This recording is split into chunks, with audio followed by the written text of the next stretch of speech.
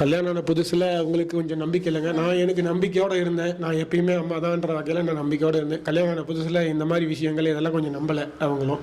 அதுக்கப்புறம் அம்மா சொல்கிற விஷயங்கள் இதெல்லாம் கேட்டு இங்கே நடக்கிறதெல்லாம் ஒவ்வொரு முறையும் கூப்பிட்டு வந்து காமிக்கிறத வச்சு அவங்களுக்கே நம்பிக்கை வந்துடுச்சு. இப்போது நான் எப்போ வந்தாலும் கூட வரேன்னு வந்துடுவாங்க. எந்த வகையிலனாலும் அவங்களும் கூட இருப்பாங்க.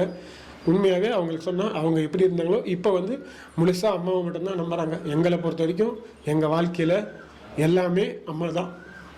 இன்றைக்கி இல்லை, என்றைக்குமே அவங்க இல்லைன்னா நாங்கள் இல்லை. நான் இருந்திருக்கவே மாட்டேன். அப்படியாப்பட்ட சூழ்நிலையில் என்னை காப்பாற்றி கொடுத்தாங்க. என்னை ஃபஸ்ட்டு இங்கே கூப்பிட்டு வந்தது லக்கியம்பட்டிக்கு அங்கே கூப்பிட்டு வந்தது எங்கள் பாட்டி தான். அன்னையிலேருந்து இன்றைக்கி வரைக்கும் இவ்வளோ தான் நடந்திருக்கு அப்படின்றது சொல்ல முடியாது, எண்ணில் அடங்காது. அவ்வளோ நடந்திருக்கு எல்லா விஷயங்கள்லையும்.